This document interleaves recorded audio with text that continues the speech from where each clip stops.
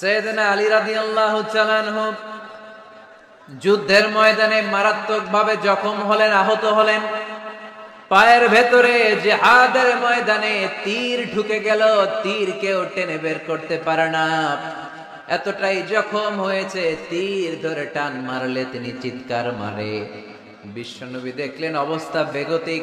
আল্লাহর হাবিব বললেন, তীর ধরে টানাটানির দরকার নাই, যেহেতু টান মারলে ব্যথা পায়, ছেড়ে দাও, আজান দাও। বেলাল, তুমি আজান দাও, একামত দাও।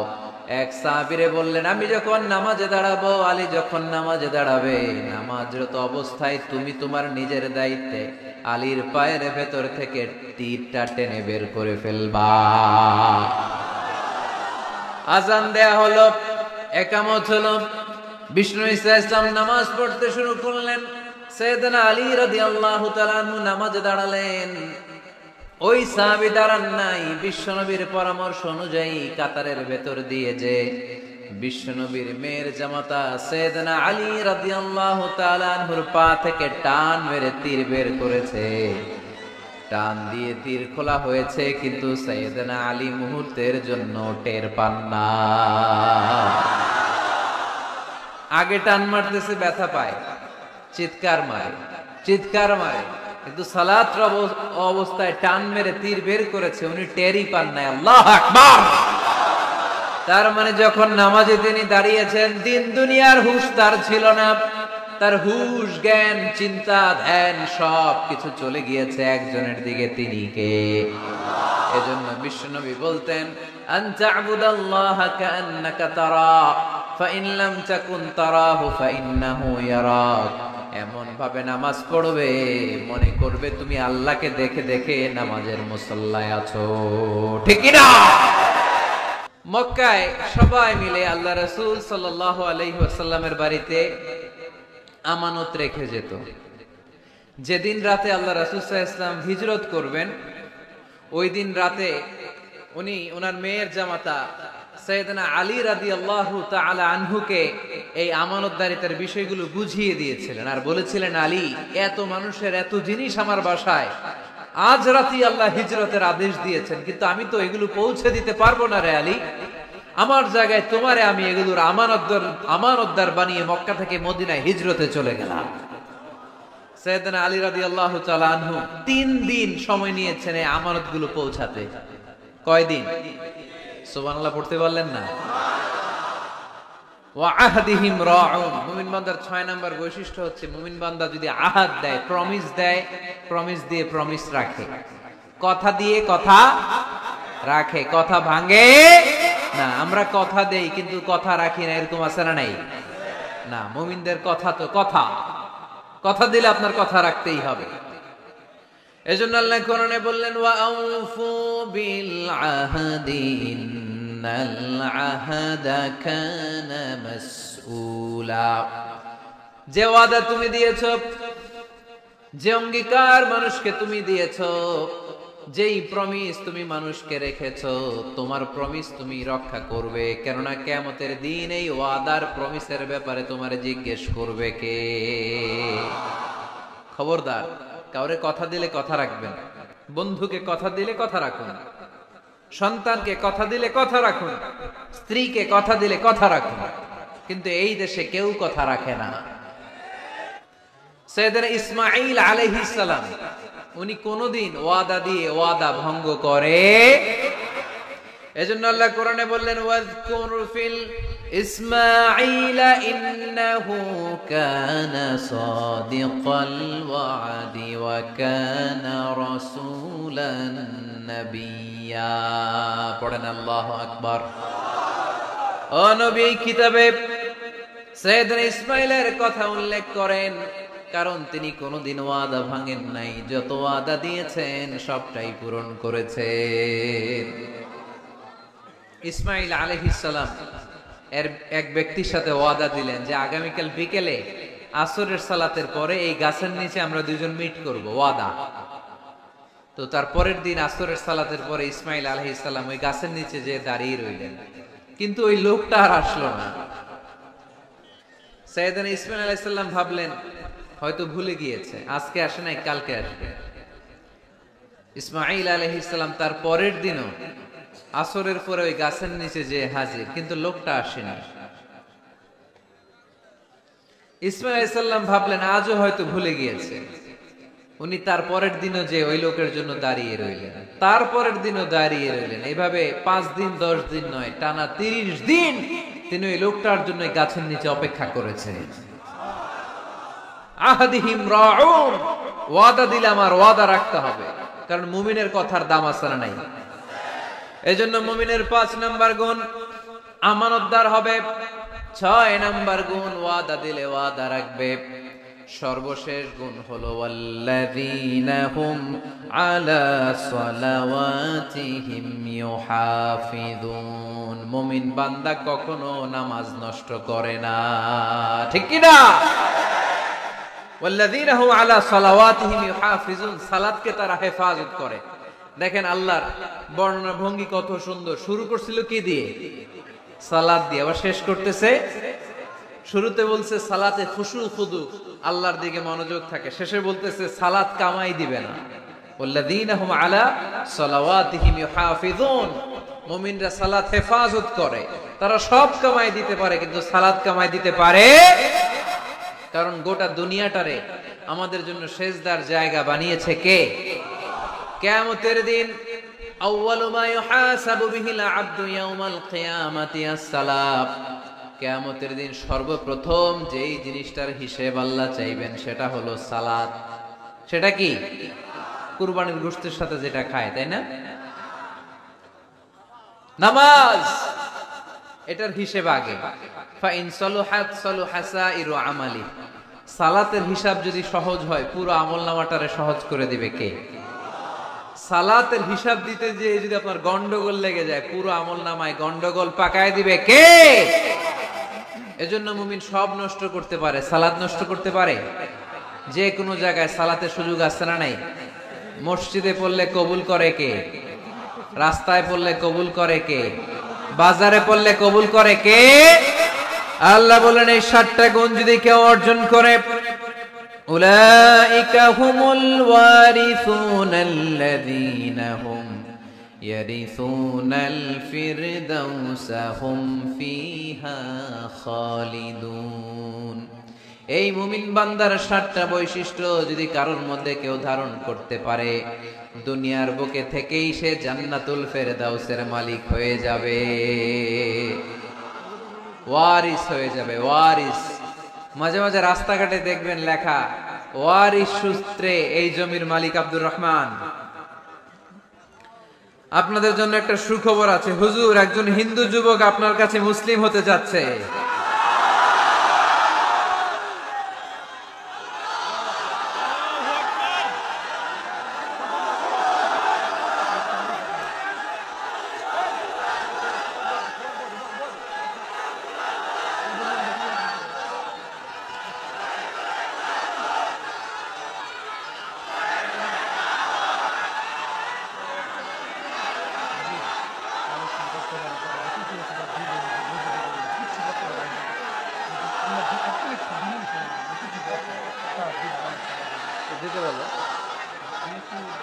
আমি কালেকশন করি।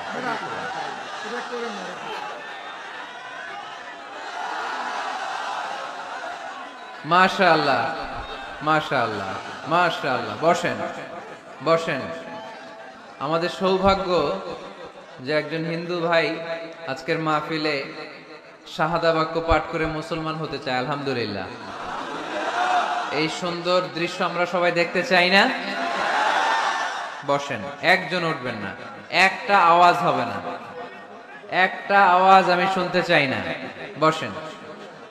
মুমিন বান্দার কয়টা গুণ? জোরে বলেন, আরো জোরে বলতে হবে, কয়টা? এই 7টা গুণ যদি কেউ অর্জন করে, ওয়ারিস সূত্রে সে জান্নাতি। মাঝে মাঝে জমির মধ্যে লেখা, রাস্তাঘাটে এই জমির মালিক ওয়ারিস সূত্রে আব্দুল কুদ্দুস লেখা থাকে না? ওয়ারিস সূত্রে, এটার মানে কি জানেন? বাপের কাছ থেকে পাইস, ঠিক কিনা? আল্লাহ বললেন ওয়ারিস হয়ে যাবা, জান্নাতুল ফেরদাউস। বাবা মারা গেলে যেমনি সন্তান সম্পদের মালিক, তুমিও মারা গেলে জান্নাতের মালিক। এজন্য এই 60টা গুণ আমাদের মধ্যে থাকার দরকার আছে না নাই? আমাকে এবার শোনাইতে হবে। 1 নাম্বার কি ছিল? খুশু খুদুর সাথে সালাত। 2 নাম্বার অনর্থক কাজ থেকে বিরত থাকা। 3 নাম্বার যাকাত দেওয়া। 4 নাম্বার লজ্জাস্থানের হেফাজত। 5 নাম্বার আমানতদার হওয়া।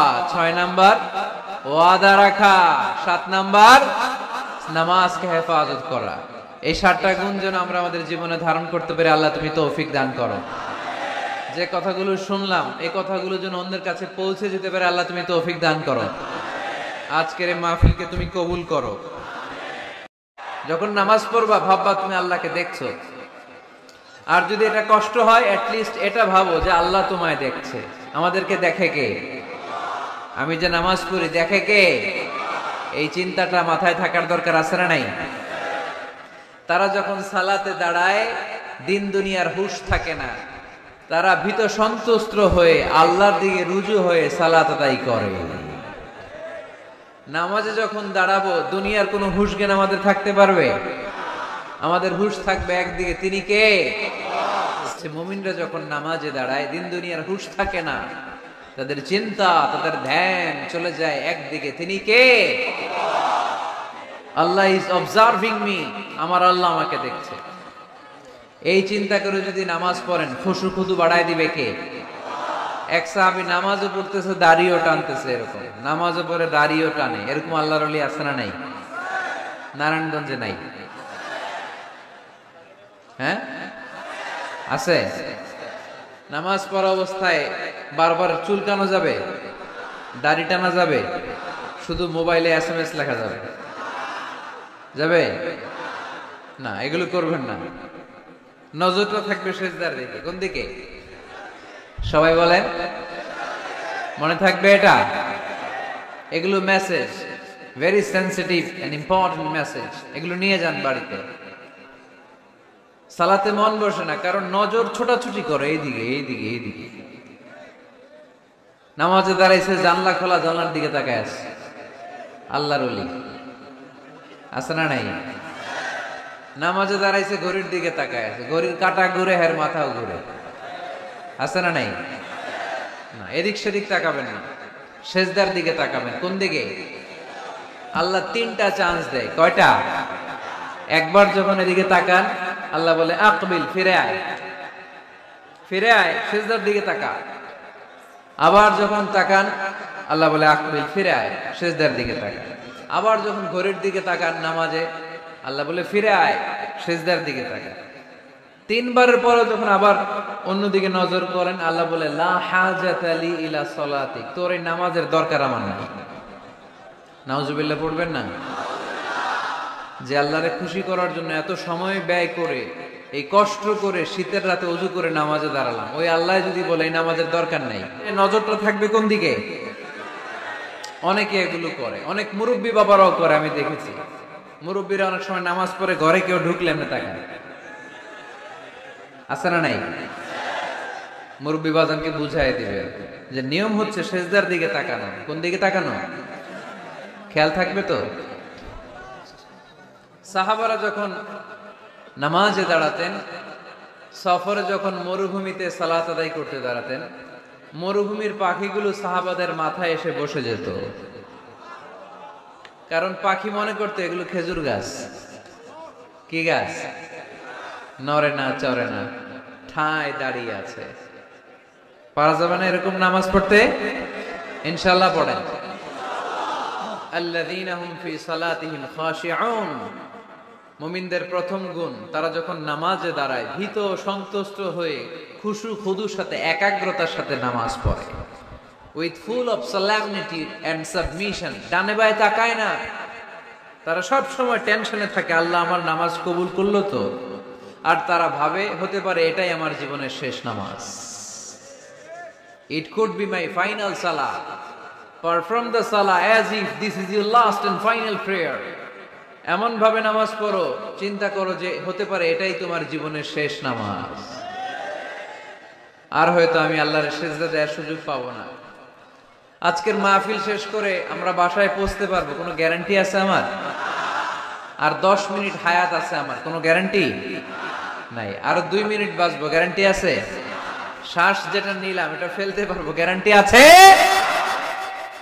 তো মুসল্লায় যে দাঁড়াইলেন, নামাজ যে পড়লেন, এরপরে আরেকবার নামাজের সুযোগ পাবেন, গ্যারান্টি আছে? তো তাহলে প্রত্যেক নামাজের সময় মুসল্লায় দাঁড়িয়ে আমরা এটা ভাবি না কেন যে এটাই হতে পারে আমার শেষ নামাজ, this could be my final সালাহ, হতে পারে এটাই আমার শেষ নামাজ।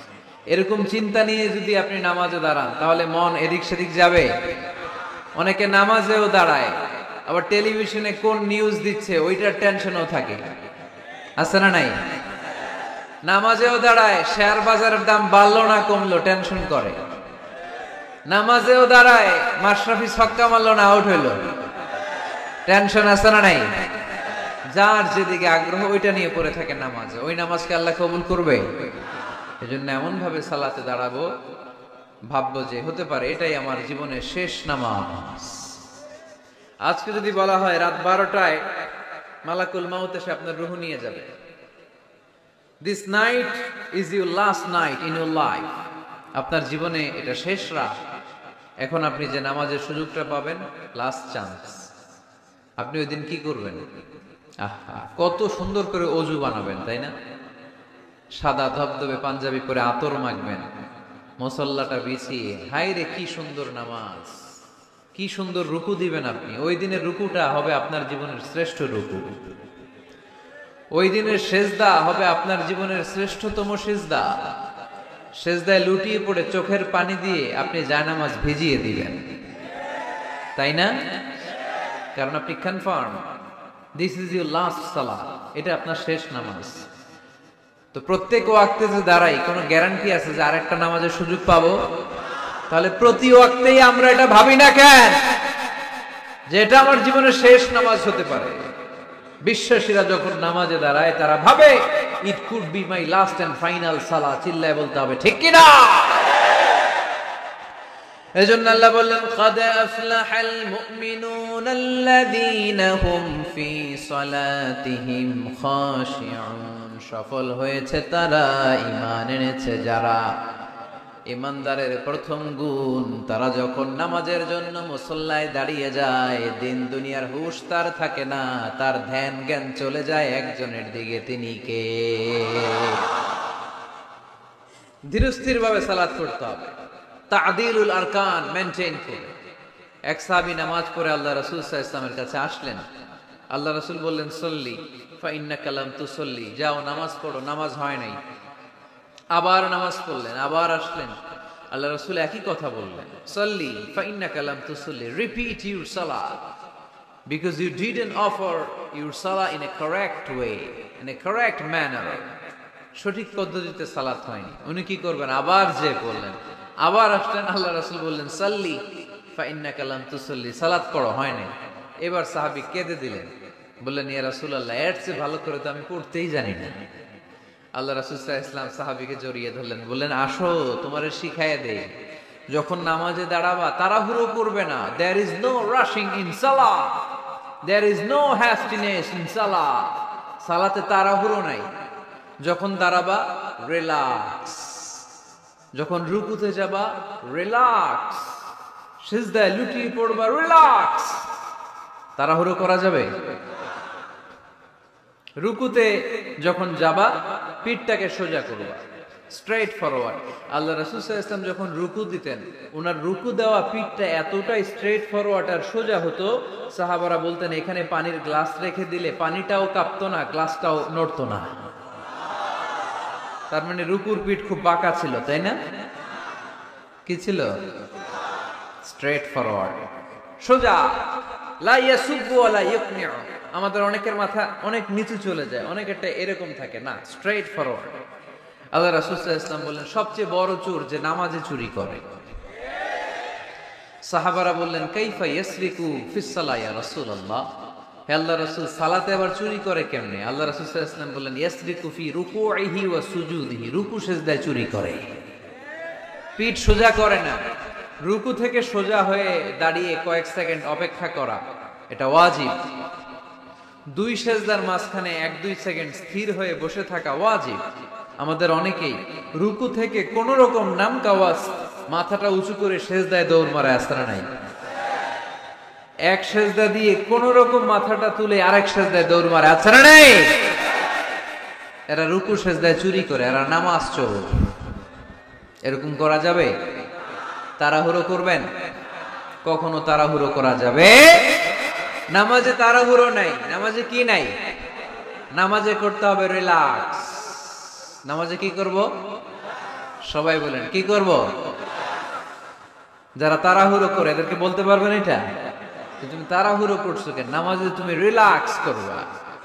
যখন রুকুতে যাবা, হাত্তা তাতমাইন্না রাকিআন, রিল্যাক্সের সাথে রুকু, পিঠটা সোজা। সিজদায় লুটিয়ে পড়বা, তুমি তো আল্লাহর কাছে চলে গিয়েছো। আকরাবু মা ইয়াকুনুল আবদু মির রাব্বিহি ওয়া হুয়া সাজিদ ফাআকসিরু ফীহি দুআ। আল্লাহ রাসূল বললেন, বান্দা যখন সিজদায় লুটিয়ে পড়ে, বান্দা তখন আল্লাহর সবচেয়ে কাছে চলে যায়।